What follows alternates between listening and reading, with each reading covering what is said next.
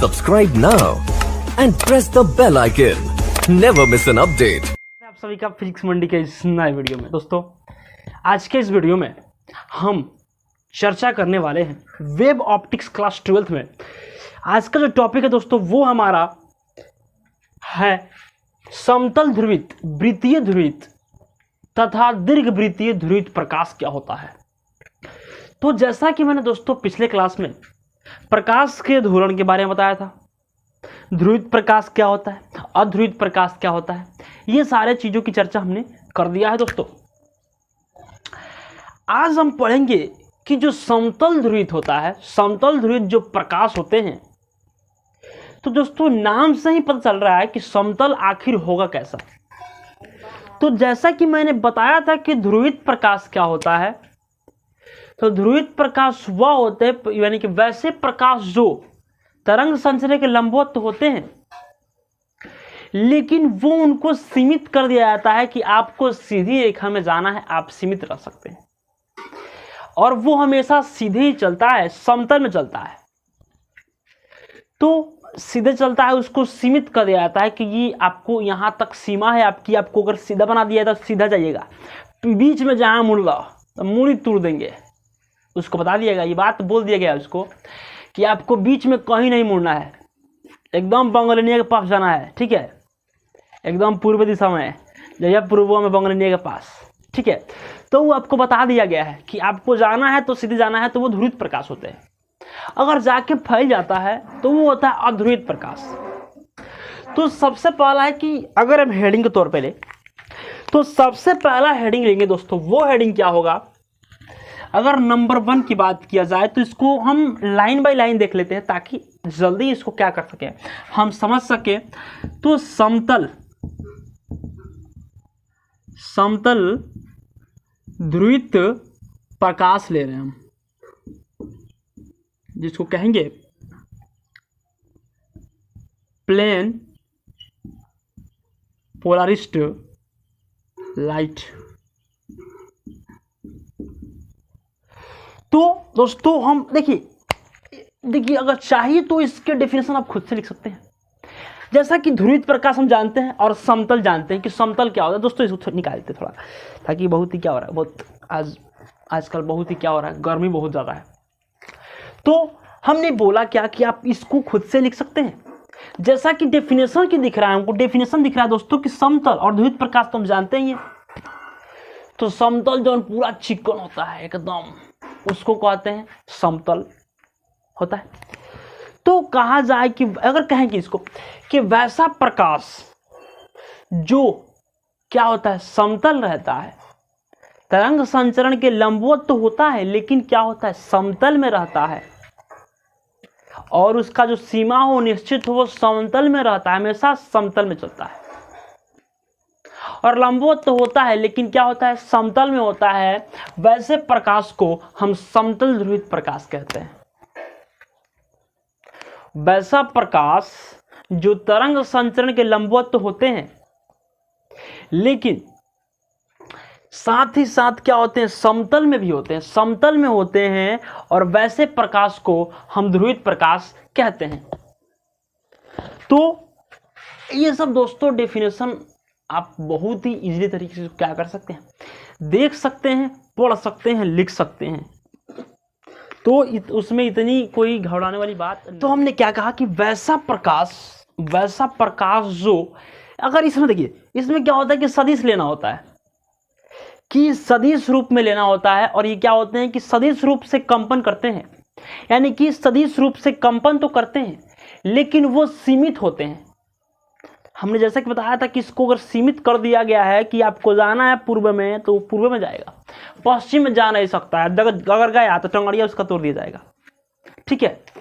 तो ये होते हैं समतल ध्रुवित प्रकाश, वैसा प्रकाश जो तरंग संचरण के लंबवत तो होते हैं और सदिश में तो कंपन करते हैं, उसके सदिश जो होते हैं कंपन करते हैं, लेकिन वो सीमित होते हैं, वैसे प्रकाश को ध्रुवित प्रकाश कहते हैं। उसके डेफिनेशन को लिखा जाए दोस्तों, तो यहाँ हम इस डेफिनेशन को यहाँ पे लिख लेते हैं। वैसा प्रकाश जिसका सदिश चाहे यानी कि वैसा प्रकाश जिसकी तरंग संचरण लंबवत होते, तरंग संचरण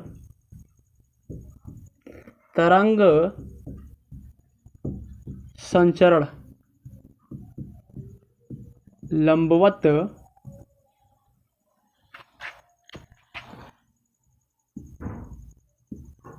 सदिश के लंबवत होते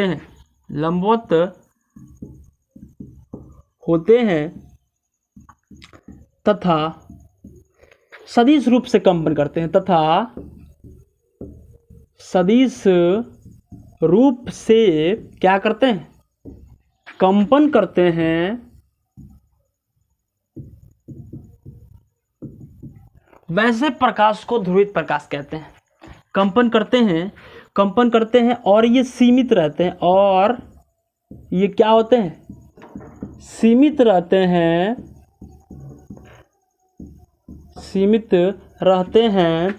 वैसे प्रकाश क्या कहलाते हैं, वैसे प्रकाश समतल ध्रुवित प्रकाश कहलाते हैं। समतल ध्रुवित प्रकाश कहलाते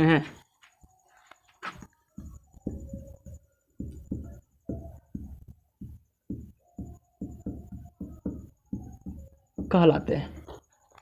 तो जैसा कि मैंने दोस्तों इस डेफिनेशन को लिखा, और इसको हम फिगर से भी ले सकते हैं, ताकि देख रहे हैं बहुत ही क्या हो रहा है, गर्मी हो रहा है, तो हम इसको सदिश रूप से भी लिख सकते हैं। उसको देखा जाए उसको फिगर कैसा हो सकता है, तो उस फिगर को भी नोट कर लेते हैं। देखिए दोस्तों, हम एक भी टॉपिक छोड़ते नहीं है आप लोग के लिए। अगर छोड़ भी दे तो दिक्कत हो जाएगा आप लोग को, इसलिए हम छोड़ते नहीं। लाइन बाय लाइन जितना भी टॉपिक है, सारे टॉपिक को हम लाइन बाय लाइन देखते हैं। तो आप लोग मेरे साथ बने रहिए, आप लोग को थोड़ा भी दिक्कत नहीं होगा। तो हमने क्या बताया कि ये समतल जो होते हैं, समतल होते हैं, तो समतल होते हैं, वैसे होते हैं, ऐसे ये समतल तो होते हैं। इनके जो कंपन होते हैं वो सदिश योग से तो होते हैं, लेकिन ये क्या होते हैं, सब समतल में होते हैं, निश्चित होते हैं, सीमित होते हैं। तो यहाँ ये सीमित होते हैं। इधर आपका कंपन हो रहा है तो ये सीमित है, इधर भी कंपन हो रहा है तो ये सीमित है, इधर भी कंपन हो रहा है तो ये सीमित है, इधर भी अगर कंपन हो रहा है तो ये सीमित है, कि यहीं से आपको यहीं तक आपको कंपन करना है, ये सीमित होते हैं। तो ये जो होते हैं समतल ध्रुवित प्रकाश होते हैं। समतल ध्रुवित प्रकाश इसको कहते हैं, समतल ध्रुवित प्रकाश इसको कहते हैं दोस्तों। तो हमने देखा इस डेफिनेशन को कि देखिए, डेफिनेशन जाहिर सी बात है कि डेफिनेशन में कुछ है नहीं, बस थोड़ा सा समझने की क्या है दिक्कत है कि जौन चिकनी है उसको थोड़ा भेजा वजह नहीं होता है, ठीक है। जौन चिकनी रहती है उसमें थोड़ा भेजा वजह नहीं रहता है, और वो सीमित रहती है। अगर को दे बाकी तो जब बैठ रहती है, तो वो सीमित होते हैं। वो कि वैसा प्रकाश जिसका तरंग संचरण लंबवत तो रहता है, लंबवत तो होते हैं, तथा सदिश जो उसका रूप होता है वो सदिश रूप से तो कंपन करते हैं, लेकिन वो सीमित होते हैं, सीमित रहते हैं। तो वैसे प्रकाश को समतल ध्रुवित प्रकाश कहते हैं। तो आप कहिएगा सर तो बताइए कि वृत्तीय ध्रुवित प्रकाश क्या होता है। दोस्तों आप खुद से डेफिनेशन अंदाजा लगा सकते हैं कि वृत्तीय में आखिर वो डेफिनेशन क्या हो सकता है। तो आप खुद से समझदार है दोस्तों, उतना आप लोग को बताने की ज़रूरत नहीं है। तो अगर हम चलिए उसको भी देख लिया जाए कि आखिर वो वृत्तीय जो ध्रुवित प्रकाश हैं वो ध्रुवित प्रकाश कैसे होते हैं, क्या कहलाते हैं, उसको कैसे उसको लिखा जाएगा, कैसे उसको पढ़ा जाएगा। तो हमने देखा क्या, तो हम फिर से उस डेफिनेशन को लिख लेते हैं कि आखिर जो 2 नंबर डेफिनेशन है हमारा, नंबर 2 का डेफिनेशन क्या है, यहाँ लिख लेते हैं ताकि आसानी से कोई दिक्कत ना हो। नंबर जो है वो है वृत्तीय ध्रुवित प्रकाश, वृत्तीय सर्कुलर पोलरिस्ट की गोल गोल क्या होता है, घूमते रहता है। जैसा कि मैंने ध्रुवित प्रकाश में बताया था दोस्तों कि वो तरंग संचरण के लंबवत तो होते हैं लेकिन सीमित नहीं रहते हैं। और इसमें क्या होता है कि ये जो वृत्तीय प्रकाश जो होते हैं वो प्रकाश घूर्णन करते हैं, घूमते रहते हैं, पूरा पैंतरा बांधता है, घूमता है खूब, लखाड़वा की तरफ क्या करता है, चारों तरफ खूब घूमता है। तो हई जो प्रकाश है यहां देखिए हई गा रहा है 2 रुपया हो, ठीक है। तो हई जब गाएगा 2 रुपया वाला हो तो है ना, सब पूरा घूम के क्या करेगा, सब डांस करेगा, हई पूरा घूर्णन करेगा इसके चारों तरफ हुआ। हई गा रहा है 2 रुपया वाला, ठीक है। यहां कोई ये प्रकाशीय स्रोत है, सॉरी प्रकाशीय स्रोत बोले हैं, यहां से इसको हटा देते हैं। पहले हमने इस फिगर को देखा, इस फिगर को देख लेते पहले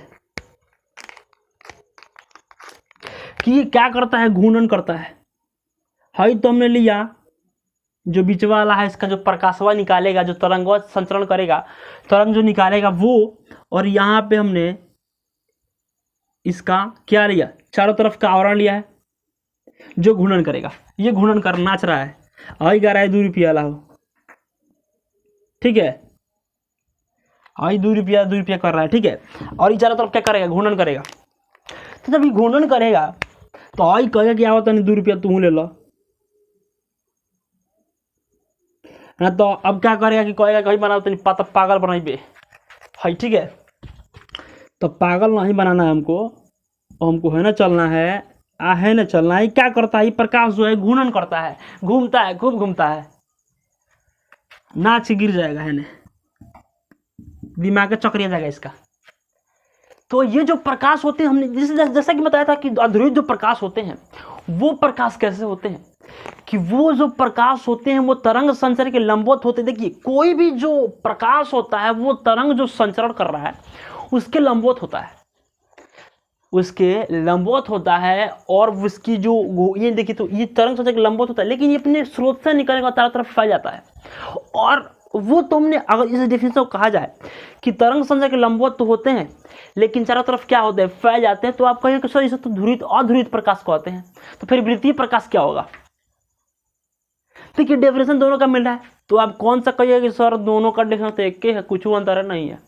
तो अंतर है बाबू, देखिए क्या अंतर है कि अब इसमें देखा जाए कि वैसा प्रकाश जो तरंग संचरण के लंबवत तो होते हैं, तरंग संचरण के लंबवत तो होते हैं, लेकिन ये जो इसके तरंग होते हैं वो तरंग क्या करते हैं, घूर्णन करते हैं, चक्रिया चक्रिया खेलता है, चकवा चकरिया वाला जो खेलवा होता है वो खेलता है, ठीक है। तो ये चकवा चकरिया खेलेगा, जो लड़का सब नहीं खेलता है नीचवा जो रख के घिरनई वाला घूर्णन करता है, घूर्णन वही करेगा, खूब नाचेगा, घूर्णन करता है ना। देखिए तो ये भी क्या करेगा, घूर्णन करेगा। तो आप इससे डेफिनेशन का अंदाजा लगा सकते हैं, जैसा कि मैंने डेफिनेशन ही बता दिया कि डेफिनेशन इसका क्या होगा। तो 2 रुपया मत गावलो है ना, देख लो पहले।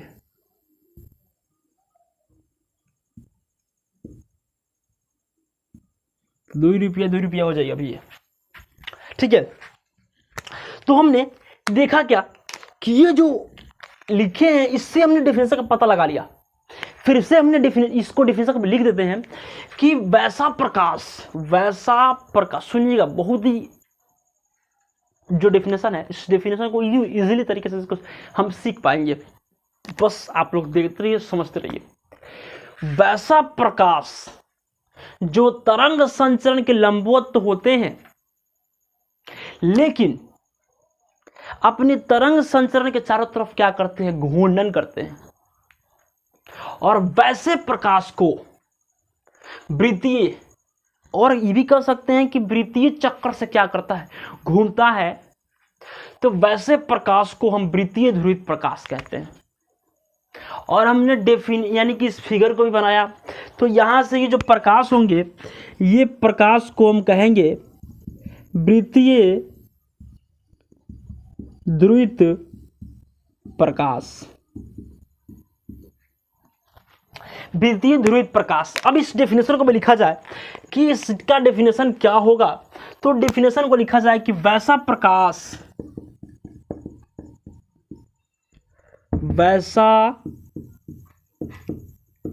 प्रकाश जो तरंग संचरण के लंबवत होते हैं तथा इनका सदिश रूप भी क्या करते हैं, कंपन करते हैं, उसको नहीं लिखते हैं। वैसा प्रकाश जो तरंग संचरण के लंबवत होते हैं तथा अपने चारों तरफ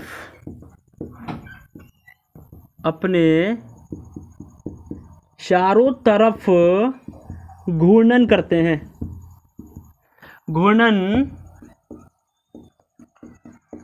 हैं, या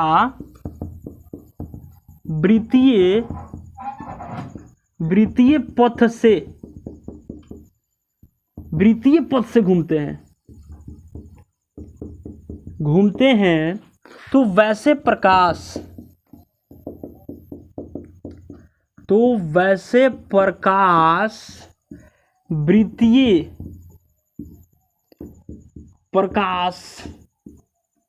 वृत्तीय ध्रुवित प्रकाश कहलाता है। वृत्तीय ध्रुवित प्रकाश क्या होता है, कहलाता है। तो जैसा कि मैंने दोस्तों ये भी डेफिनेशन को लिखा और आपको फिगर भी दिखाया, ठीक है। तो दोनों डेफिनेशन को लिखा। अब तीसरा जो है वो है दीर्घवृत्तीय ध्रुवित प्रकाश। तो हमने दो चीजों को समझा। अब चलते हैं तीसरे टॉपिक पे कि वो जो टॉपिक है हमारा, वो टॉपिक क्या है, नंबर 3 जो है वो क्या है, नंबर 3 हम यहाँ भी लिखते हैं। क्या है दोस्तों, तो दीर्घवृत्तीय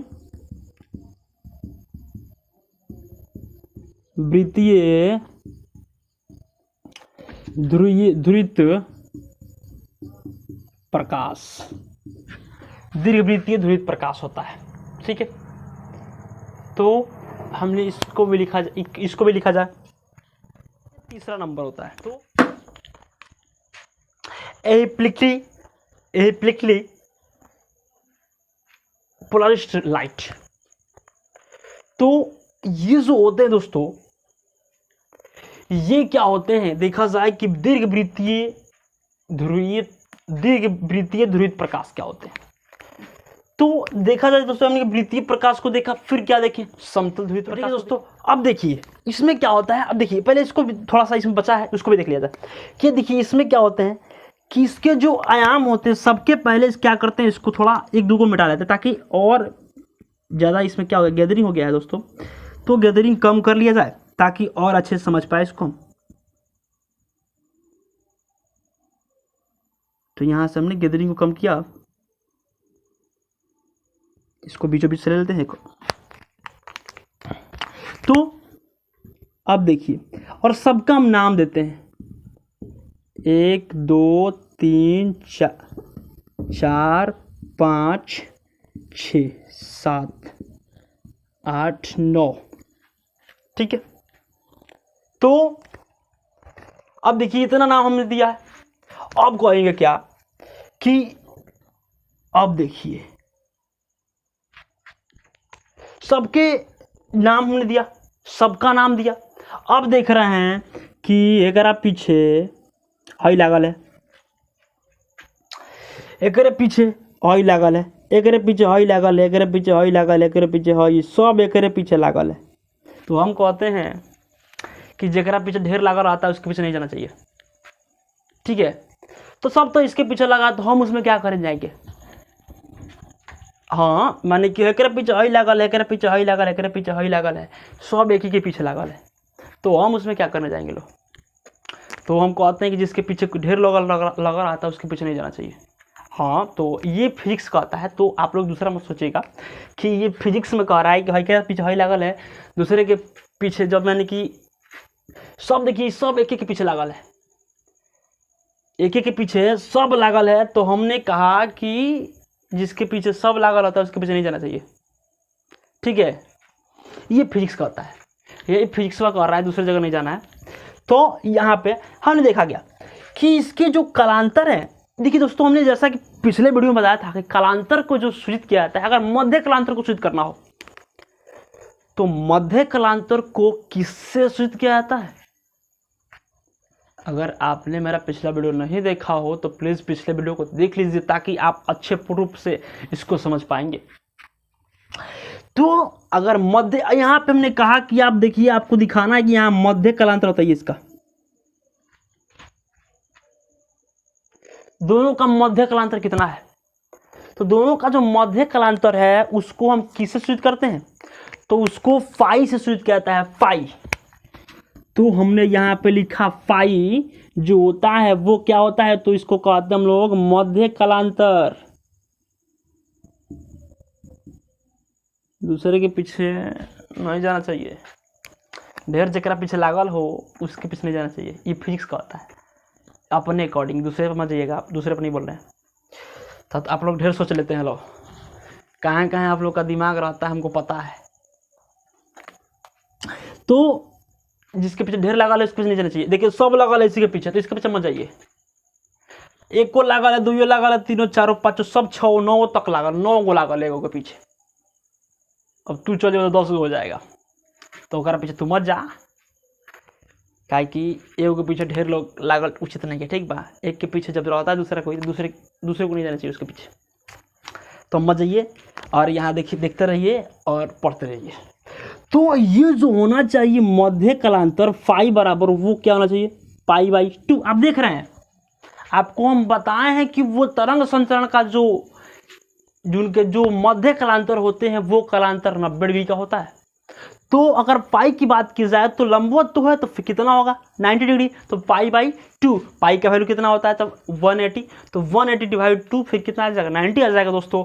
फिर हम पाई का वैल्यू मध्य कलांतर जो है हमारा कितना आएगा? फिर से 90 का आ जाएगा। और इस प्रकार हम ये साबित भी कर पाएँ कि हमारा जो ये मध्य कलांतर है वो कितना का है? तो फाई का है। और फाई का वैल्यू कितना? तो 90 डिग्री। अब देखिए कि ये जो होते हैं, अब इसमें क्या होता है कि जो सदिश होता है वेक्टर ई,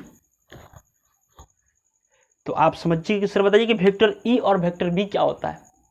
तो हम एक ये भी बात बता देना चाहते हैं आप लोगों को, कोई भी टॉपिक छोड़ेंगे नहीं। तो यहाँ हम बता देना चाहते हैं कि ये जो वेक्टर ई होता है और एक होता है वेक्टर बी।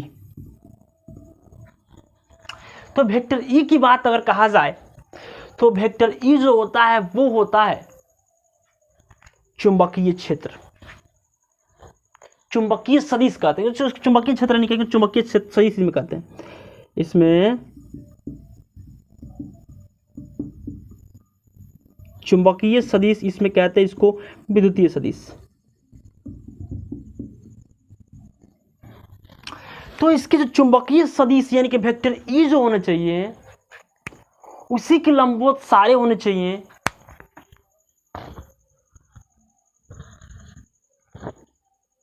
और उसी के शीर्ष पे सबका घूर्णन होना चाहिए, जैसा कि हम दिखा रहे हैं आपको।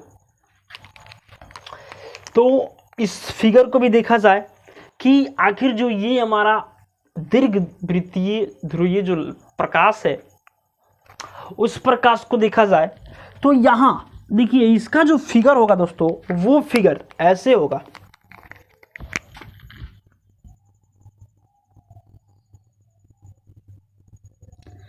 ये जो होता है थोड़ा ऐसा चिपुट होता है, चिपुट, न कि इसका चिपुट है, ऐसे होता है।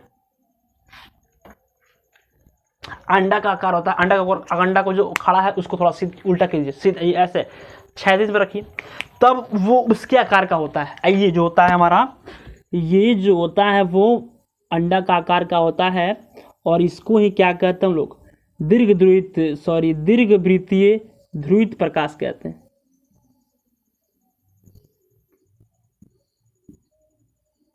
तो चिपुट होता है, नौकी इसका चिपटा दाब दिया धोखा नौकी है, ठीक है ना। तो वैसे भी होता है कि छोड़ा बाद में कहा ही। तो ये जो होते हैं इसका भी नाम हम दे देते हैं 1 2 3 4 5 6। 2 रुपया हो, 2 रुपया है ना, 3 रुपया है ना, 4 रुपया है ना, 5 रुपया है ना, 6 रुपया है ना, 7 रुपया है ना, 8 रुपया। खत्म हो गए, 8 रुपये लाया था सब, ठीक है। तो 8 रुपये लाया, ये खत्म हो गया। तो अब देखिए सब दे रहा है इसी को, आठू जो है इसी के पीछे लगल है, तो अब ना वो अबे नहीं करेगा, कहेगा बा खुद 8 गो लागल बड़ा सो हम क्या कर जाइए में। ठीक है, तो यहाँ आठू जो है, अब देखिए आप तो कहिएगा ना सर, आप बता रहे थे कि जो हई होता है वेक्टर ई वाई चुंबकीय क्षेत्रों के क्या करता है, इसी पे क्या करता है, सब गुणन करता है। तो देखिए कैसे गुणन करता है, थोड़ा चिपुट होता है, इतना चिपुट होता है, दोनों तरफ से क्या होता है, होने फना को चिपटल है, इन्हें सुने के चिपटल है, दोनों को दाब दिया धके। ठीक है, जैसे नहीं होता है दोनों, यानी कि किसी का पूरा है नहीं दबाया जाता है नहीं दबाया जाता है, दोनों तरफ चिपुट रहता है, चिपुट समझते हैं, वैसे ही ये भी हो गया है, चाहे ना धक दाब दो, चाप दो, क्योंकि में चाप का चिपुट कर दो, तो चिपुट हो गया है। तो ये यानी कि जब ये क्या हो गया, चिपटा गया है। अब देखिए यहाँ पे जब एक वेक्टर ई जो मिलेगा हमारा, इसी के यानी कि देखिए क्या है, तो हई 7 और 3 रुपया वाला जो है, 7 रुपया वाला 3 रुपया वाला जो दोनों है, ये दोनों वेक्टर ई है, इसी के लंबवत हई जितना हई दिख रहा है सब, हई 3 गो है ने 3 गो है ने, ये इसी के लंबवत कार्य करेगा, घूर्णन करेगा। ठीक है, हई है फरमाइशी वाला, हई है डायरेक्टर उसका, हई जो है 4 और 3 रुपया वाला 4 रुपया, 7 रुपया वाला 3 रुपया जो है, डायरेक्टर है चलाने वाला, ऑर्केस्ट्रा वाला जो भी है वो चलाने वाला ही क्या है, डायरेक्टर है। अब ये कहेगा हई सब नाचने वाला है, सब नाचने वाली है, 1 2 3 3 3 6 नाचने वाली है, ये दोनों का है, डायरेक्टर है, एगो अनाउंसर है। ठीक है, तो जब तक हई नहीं कहेगा दोनों, हई जन ईवा जो हई दोनों मिल के क्या बना है, ई मिल के बना है, दोनों मिलने के बाद ई बना है, तो जब तक ये दोनों अनाउंस करके नहीं बताएगा कि आइए आपको बुलाया जा रहा है, तब तक हई 6 में से कौन नहीं आने वाली है। ठीक है, तो कब आएगी, तो जब तक इसको दोनों नहीं बुलाएगा तब तक ये नहीं आने वाली है, और इसी के लंबवत आएगी, और लंबवत आने के बाद इसी पर क्या करती है, घूर्णन करती है। हाँ, जब तक हई दोनों नहीं गएगा तब तक नाचेगी नहीं, और जब नाचेगी तो घूर्णन करेगी, हेने से घूम के हेने जाएगी, हेने से घूम के हेने जाएगी। तो दोस्तों आपने यहीं से इस डेफिनेशन का भी आंसर प्राप्त कर लिया है, और इसका जो उत्तर है उस उत्तर को लिख सकते हैं, जैसा कि फिर से हम बता देते हैं कि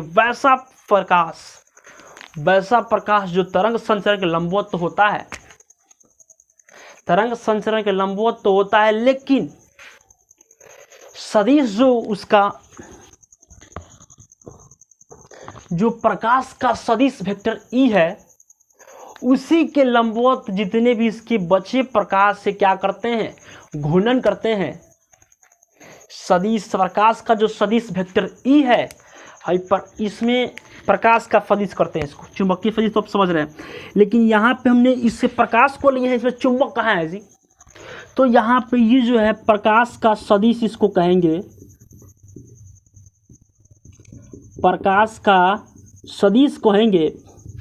अब तब कहेंगे क्या कि जो प्रकाश का सदिश है 7 और 3 है, ई डायरेक्टर और अनाउंसर है, जब तक ये दोनों नहीं बुलाएगा तब तक कौन नहीं आएगी, और कौन नहीं आएगी तो घूर्णन नहीं होगा, जब घूर्णन नहीं होगा तो जो दीर्घ वृत्तीय ध्रुवित प्रकाश से इसकी घटना हो भी नहीं करेगा। ठीक है, तो वो इसको घटाने के लिए, इस घटना को करने के लिए जो है दोनों 3 और 7 है, इसको आना पड़ेगा, अलाउंस और डायरेक्टर को आना पड़ेगा, तभी ना आएगी जी नाचने के लिए। तो घूर्णन करने के लिए, लंबवत करने के लिए ये आएगी, और इस प्रकार ये जो घटना होगी हमारी, किसी घटना तो दीर्घ वृत्तीय ध्रुवीय प्रकाश की जो घटना होगी, वो घटना पूर्ण रूप से हो पाएंगी दोस्तों।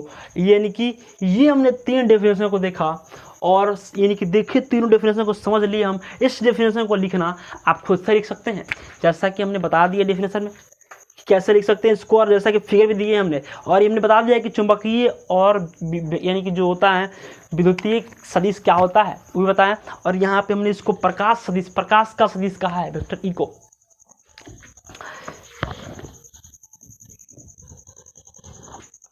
और इसी प्रकार इसको भी हम यानी कि इसको भी क्या कहेंगे फाई से लेंगे।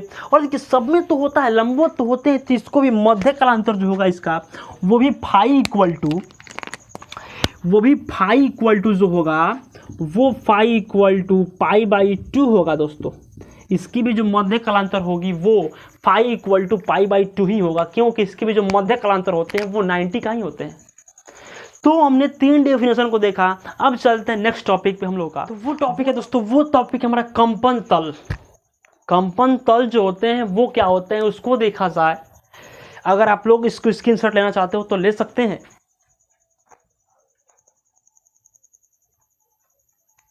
तो अब हम नेक्स्ट टॉपिक पे चलते हैं। जो हमारा टॉपिक है वो है कंपन तल। तो कंपन तल को देखा जाए उसके बाद हम अगले टॉपिक पे चला जाएगा। दोस्तों आप इस फिगर को नहीं देख पाए होंगे, थोड़ा इसको हम क्या कर रहे हैं, थोड़ा सा ऊपर बना देते हैं, फिर से सजा देते हैं। आप तो समझ तो गए होंगे, लेकिन इस फिगर को थोड़ा ऊपर कर लेते हैं, आप लोग को दिख नहीं रहा है इसलिए हम यहाँ पे इस फिगर को ऊपर कर लेते हैं। ये जो फिगर है हमारा 3 नंबर वाला, वो फिगर को हमने ऊपर किया है। इसको थोड़ा ऊपर कर लेते हैं ताकि आप लोग देख पाएँ इसको पूर्ण रूप से। तो इस फिगर को हमने बनाया और बीच में जो हमारा ध्रुवित प्रकाश यानी कि जो तरंगे निकल रही हैं वो और ऐसे फिर ये, फिर ऊपर की तरफ, फिर ये, फिर इधर, फिर इधर। तो हमने जैसा कि सब में लिखा था 1 2 3 4 जो भी लिखे हैं उसको भी लिख देते हैं ताकि आप लोग आसानी पूर्वक फिर से समझ जाए। भाई 5 रुपया, 6 भाई 7 और 8 रुपया। तो क्या बताएं कि 7 2 3 दोनों कौन सी है, डायरेक्टर और अलाउंसर है, ऑर्केस्ट्रा पार्टी वाला है। और 8 जोन 1 2 और 6 5 4 जितना है सब भी नाचने वाली है, ठीक है। तो हई जब तक अलाउंस करके नहीं बुलाएगा तब तक हई नहीं आएगी। कौन आएगी तो लंबवत आएगी, और लंबवत आएगी तो हमने क्या बताया कि हई जोन है हई लाइनवा, हई वाला ये लाइनवा जो होता है ये प्रकाश सदिश वेक्टर ई है, वेक्टर ई है, प्रकाश सदिश है। और जब तक इस पे इसके लंबवत घूर्णन नहीं होगा तब तक हई जोन घटनावा है 3 नंबर वाला दीर्घवृत्तीय ध्रुवित प्रकाश वाला घटनावा ये होकबे नहीं करेगा। और जब नहीं होगा तब भी दिक्कत है। तो जब तक हई 7 3 मिलेगा नहीं, दोनों डायरेक्टर अलाउंसर मिलेगा नहीं, तब तक कोई ऑर्केस्ट्रा पार्टी खुल नहीं सकता है। और जब तक खुलेगा, अगर खुल जाएगा भी तो अलाउंसर और डायरेक्टर ना हो, अलाउंस नहीं करेगा तो कौन आने थोड़ी आएगी। तो इसलिए इसको आना पड़ा, इस दोनों को होना जरूरी है। इसलिए दोनों जब तक नहीं रहेगा इसी के लंबवत क्या करते हैं, घूर्णन करते हैं। कौन घूर्णन करते हैं? हम। कौन घूर्णन करता है? तो इसके जितने भी बचे तरंग है सारे तरंग क्या होते हैं, इसी के लंबवत क्या करते हैं, घूर्णन करते हैं, नाचते हैं, खूब घूमते हैं, ठीक है। तो हमने डेफिनेशन को बता दिया दोस्तों।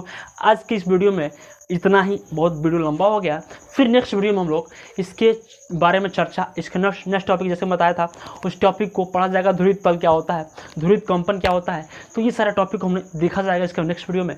तो आज की वीडियो में बस इतना ही। आप लोग को मेरा वीडियो अच्छा लगा तो प्लीज़ वीडियो को लाइक करें, और अभी तक मेरे चैनल को सब्सक्राइब नहीं किए तो प्लीज़ मेरे चैनल को सब्सक्राइब करें, और कमेंट करके बताएं कि आप लोग को मेरा वीडियो कैसा लगा। मिलते हैं आपसे नेक्स्ट वीडियो में, तब तक के लिए धन्यवाद। Subscribe now and press the bell icon. Never miss an update.